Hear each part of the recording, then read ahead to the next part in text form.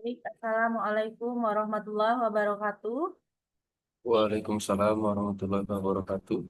Marilah kita mulai perkuliahan dengan membaca Al-Basmalah bersama-sama. Bismillahirrahmanirrahim. Bismillahirrahmanirrahim. Semoga kegiatan perkuliahan pada siang hari ini membawa syafaat dan juga membawa keberkahan dan amal jariah buat kita senantiasa dalam kehidupan sehari-hari. Amin. Ya Rabbal Alamin. Untuk mata kuliah penganggaran perusahaan pada pertemuan terakhir di pertemuan ke-15 ini yang insya Allah akan kita bahas kelanjutan teori mengenai organisasi penyusunan anggaran. Nah, jadi sedikit materi dan saya akan memberikan eh, sebuah clue ujian akhirnya. Ya, saya harap di bawah slide ini saya akan memberikan soal. Tugas ini adalah soal UAS. Ya, jadi dicari berdasarkan materi yang disampaikan. Jangan dicari berdasarkan Google Search. Ya, karena mm, boleh, tetapi kita kalau berdasarkan buku itu oke ya, gitu. Lebih baik berdasarkan buku yang absah, gitu, yang bisa terpercaya. Nah, eh, jadi di slide di atas ini udah banyak penjelasannya ya. Jadi bisa dibahasakan sendiri dengan bahasanya sendiri. Untuk materinya, jadi di dalam organisasi penyusunan,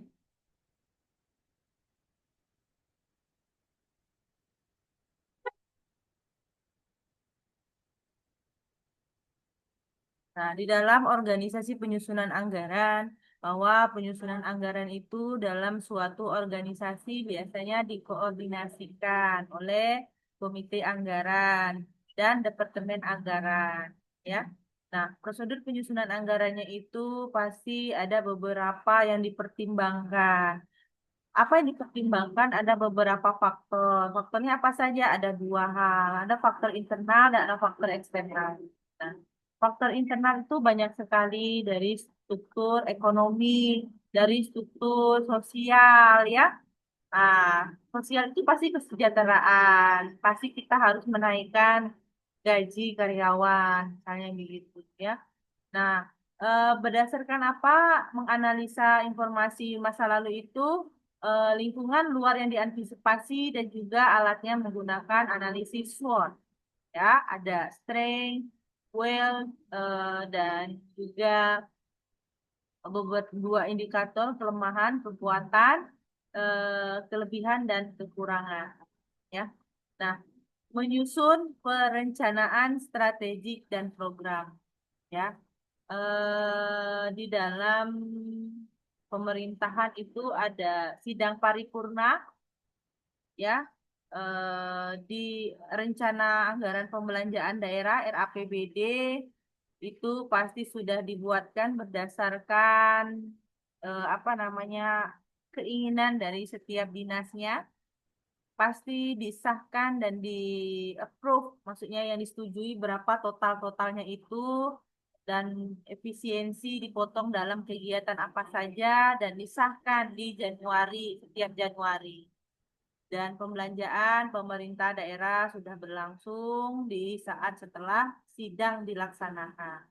Dan begitu juga dengan kegiatan perbankan, pasti pemegang saham akan diberikan pencairan dana yang diinvestasikan, lalu apa namanya, pembagian dividen ya dalam rapat apa namanya, pembagian saham itu juga dibahas mengenai apa namanya, anggaran-anggaran atas perusahaannya yang di apa namanya, yang berlangsung. Nah, menyusun perencanaan strategik dan juga ada programnya ya. Jadi kita itu kalau udah awal tahun banyak merapat mengenai apa target, fokus, luaran dan juga visi misi yang menjangkaui hal tersebut. Nah, Untuk hal tersebut, mengkomunikasikan tujuan dan juga strategi pokok dan juga beberapa program ya. Nah, memilih taktik pastinya ada punya beberapa apa ya, visi ya, eh, strategi-strategi apa saja yang harus kita lakukan agar tercapai eh, output yang diinginkan. Nah, dengan mengkoordinasikan dan juga mengawasi operasionalnya, menyusun usulan anggaran. Nah, jadi kita harus tahu sebagai pimpinan apa saja yang dibutuhkan dari bawahnya sehingga kita dapat membelanjakan dengan baik dan benar ya. Nah, lalu menyerahkan revisi usulan anggaran. Nah, menyetujui revisi usulan anggaran dan terkait menjadi anggaran perusahaan. Nah, revisi dan penetapan final anggaran perusahaan untuk diajukan kepada pimpinan perusahaan dan pengesahan biasanya dilakukan oleh pemilik perusahaan dengan pada rapat RUPS. Ya. Rapat umum pemegang saham. Nah, secara struktur organisasinya di sini ada ya RUPS, terus ada Dewan Komisaris, terus juga ada beberapa komite anggaran, ada Departemen Anggaran ya, ada manajemen departemen ya. Jadi untuk menyusun anggaran itu ada beberapa orang, tidak hanya satu dua orang, tetapi ada juga dari manajernya, terus ke departemen anggaran, terus ke komite, baru nanti dibahas dalam rapat RUPS. Nah, keanggotaan dari komisi anggaran itu pertama salah seorang dari anggota direksi ya, terus manajer pemasaran, terus manajer produksi, terus manajer keuangan, terus manajer bagian umum, administrasi dan personalia. Nah, fungsi pokok komite anggaran yaitu menentukan kebijaksanaan umum. Yang kedua, meminta, menerima, dan menelaah taksiran anggaran individualnya, lalu juga menyarankan revisi, dan juga menyetujui anggaran dan revisi anggaran. Yang terakhir, menerima dan menganalisa laporan keuangan. Nah, hubungan budget dengan accounting itu apa? Hubungannya pertama, accounting menyediakan data historis untuk tujuan analisa dalam penyusunan rencana perusahaan ya. Nah, komponen budgeting yang dinyatakan secara finansial disusun dalam format accounting ya. Terus accounting menyediakan data aktual yang digunakan untuk evaluasi. Nah, ya. Jadi di dalam tahun lalu kita sudah memberikan kegiatan pembelanjaan kegiatan A, kegiatan B, kegiatan C yang sudah terrealisasi berapa persen, lalu dampaknya apa itu harus apa namanya kita mengelola keuangan tuh betul-betul bermanfaat begitu ya, jangan pemborosan dan tidak bermanfaat dan itu terus gitu ya, tapi tidak menghasilkan. Nah, di situ itu yang menjadi PR buat apa ya manajer pada perusahaan masing-masing. Nah, mungkin tugasnya bisa dicari untuk sedikit pembahasannya. Saya sedikit memiliki data sewaktu itu. eh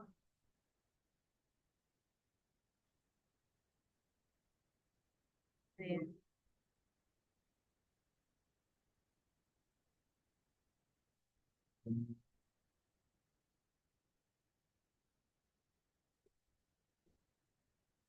ya,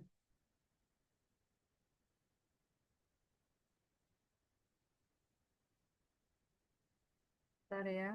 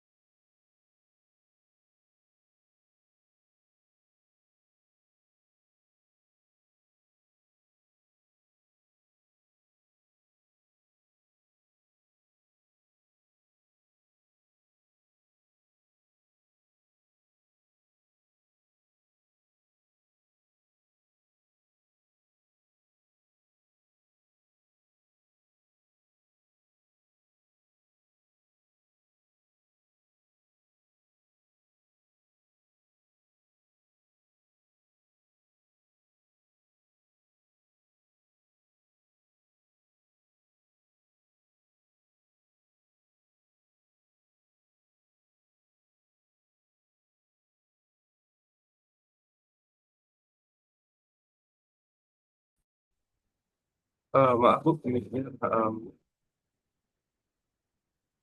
maaf Bu, mic-nya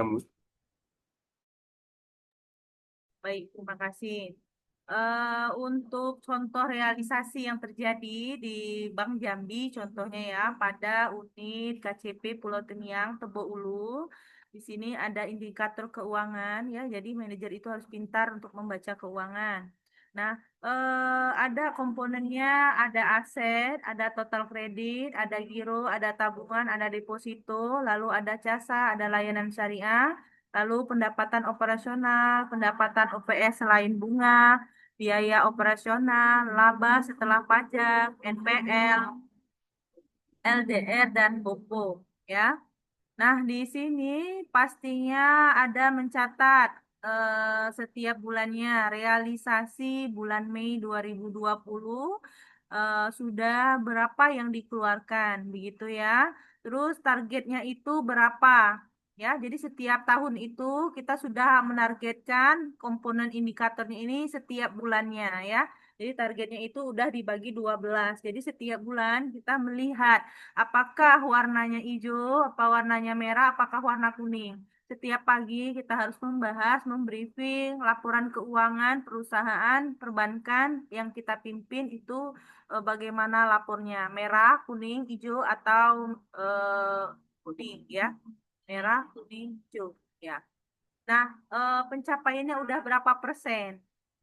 Ya, seorang akuntansi akan melaporkan kepada pimpinan KCP-nya dan KCP akan melaporkan kepala cabang dan kepala cabang dikumpulkan untuk dijadikan satu kesatuan jadi di perusahaan di provinsi tersebut ya. Nah, pencapaian ini udah berapa persen? Jadi yang kita baca ini berapa persennya ya? Nah, lalu apakah yang terjadi? Apakah dia minus? Ya, seperti ini minus, artinya dia merah. Ya, kelebihan dari target kinerja dan juga apakah hijau masih aman ya? Kelebihannya berapa? Ya, gitu. Nah, targetnya per Desember sisanya berapa? Berapa persen lagi gitu ya dari bulan Mei itu. Nah, bobotnya berapa dan skornya itu berapa? Ini rumus ya. Yang paling penting dalam indikator ini kita lihat langsung warnanya ya. Jadi di dalam Satuan Akuntansi Nasional itu sudah ada bentuk dari format yang sudah disediakan ya. Jadi setiap perbankan itu melaporkan laporan keuangannya ke OJK ya, bukan ke Bank Indonesia lagi menurut 2011 Undang-Undang nomor berapa ya saya lupa di tahun 2011 bahwa untuk melaporkan kegiatan keuangan perbankan tidak lagi langsung ke Bank Indonesia. Makanya Otoritas Jasa Keuangan memiliki peran dan fungsinya di dalam mengatur, mengawasi dan terhadap melindungi, mengatur dan juga menjaga apa namanya kredibilitas dari dunia perbankan dan non perbankan ya. Jadi satuan format ini sama antara bank satu dengan bank lainnya ya. Yang membedakannya apa? Ya angkanya saja. Oke. Nah, jadi di dalam ini KCP ya, kalau misalnya digabungin setiap cabangnya itu seprovinsi nanti akan kelihatannya sama. Cuman angkanya saja yang mungkin bertambah gitu ya.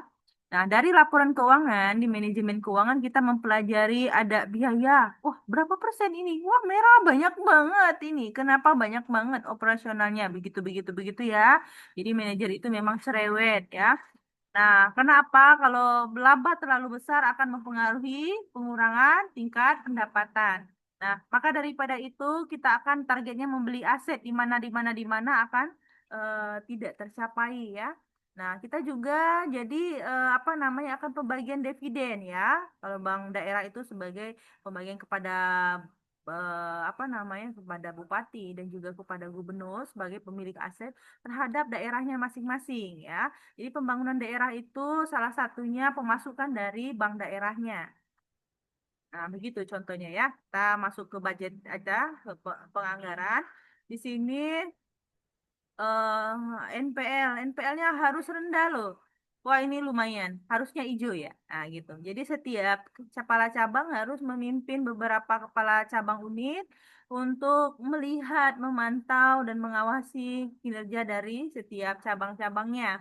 Nah, NPL-nya ini net performance one, artinya kredit yang bermasalah itu tidak boleh banyak begitu ya. Ini berapa? Untuk di bulan Mei yang kredit macetnya 0,62 ya. Target Mei-nya itu harus nol ya. Nah, di sini jadi apa skornya 10. Masih hati-hati gitu. Hati-hati banget. Nah, juga biaya operasional BOPO ya. Itu merah ya. Ini perusahaan ini banyak merahnya ya. Bebannya ini besar ya. Belum menghasilkan laba. Laba setelah pajaknya merah ya. Aturnya hijau. Lalu juga NPF-nya atau kredit yang macetnya itu tuh sudah uh, abu-abu gitu ya, udah ngeri nih kita nih, udah tanda-tanda nggak macet, banyak yang macet gitu ya. Dan juga biayanya besar sekali, begitu. Sehingga labanya nggak ada, merah. Dia termakan oleh biaya operasional, BOPO.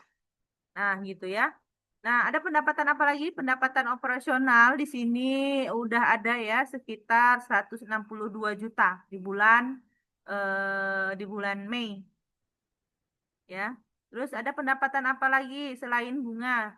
Banyak, itu 45 juta ya. Tapi biaya operasionalnya besar ya. Biayanya besar sekali sehingga tidak ada minus ya. Modalnya itu minus.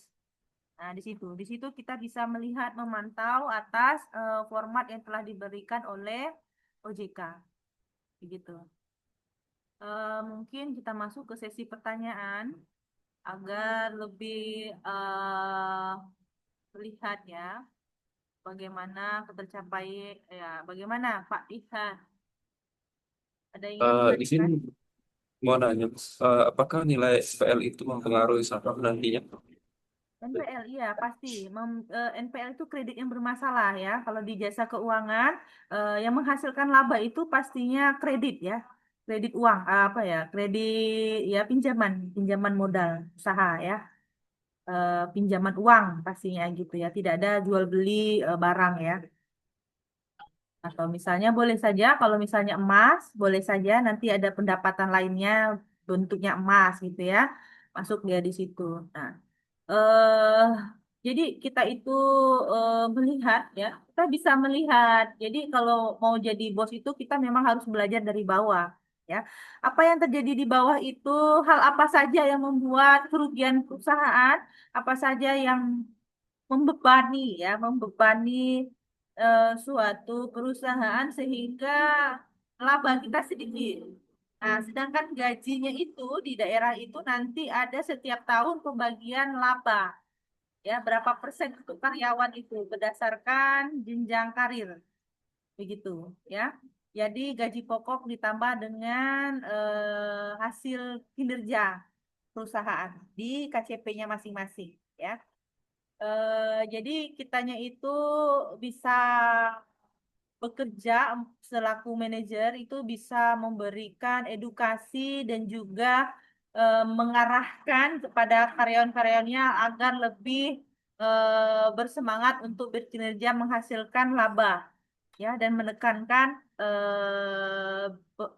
menekan biaya yang kurang rasanya kurang penting nggak usah begitu agar apa uangnya itu hasilnya masuk ke tempat ke pribadi masing-masing dari karyawan tetap gitu ya arahnya ke sana ya. Memotivasi SDM pastinya mengarahkan pembicaraan ke sana sehingga memang menghasilkan pelayanan yang mutunya yang baik pelayanannya ramah sehingga memang orang percaya terhadap ini makanya ya kalau dalam jasa keuangan itu harus orangnya yang pintar cara ngomong dan juga good looking, good attitude gitu ya. Karena yang dijual adalah trust. Trust itu artinya kepercayaan.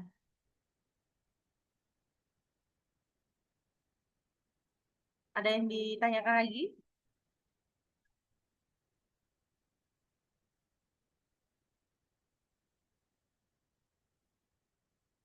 Apa contohnya yang ingin, misalnya apa di perusahaan Telkom, apa yang terjadi?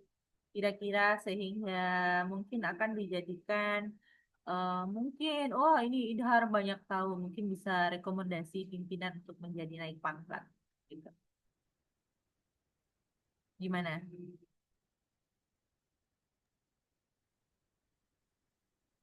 Kalau di perusahaan kita Bu, ya, Gimana? kalau di perusahaan kita Bu, ya, mengenai penganggaran Bu, ya. Ya. Eh,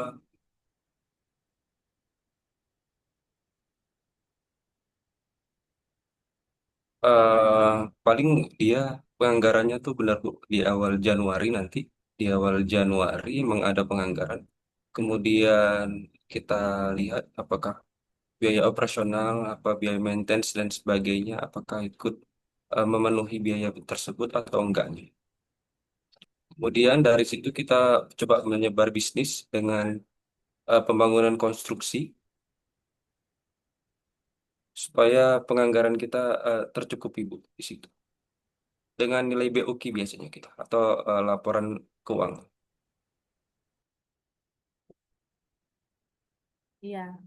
Seorang manajer ya pasti memahami kita harus memperbaiki infrastruktur, misalnya di dapur ya. Untuk lebih harmonis, maka kita harus menyediakan dapur umum ya untuk makan siang bersama. Contoh ya. Maka mungkin ceritanya itu di tahun ini, tapi mungkin realisasinya tahun depan. Jadi program itu mungkin bisa dibicarakan, kami membutuhkan gitu ya dari bawahannya. Maka itu harus diprogramkan dan tahun depan harus dibelanjakan. Jadi dalam akhir tahun sudah ada ancang-ancang mau beli apa saja, mau buat kegiatan apa saja itu sudah harus tertuang gitu. Nah, sebelum sebagai manajer tidak bisa harus sekendak hati ya bahasanya apa ya, semena-mena ya. Dia harus mengajukan kepada yang lebih tinggi daripada dia, apakah ini disetujui kegiatan anak-anak ini ataukah rasanya belum dikatakan layak. Prosedurnya pastinya berjenjang begitu ya. Ya. Pertanyaan keduanya gimana tadi?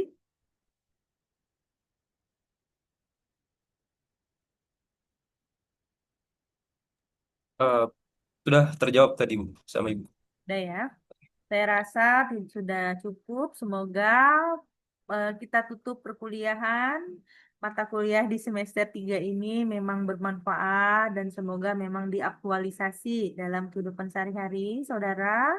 Dan juga saya harapkan tidak ada kendala dengan permasalahan nilai.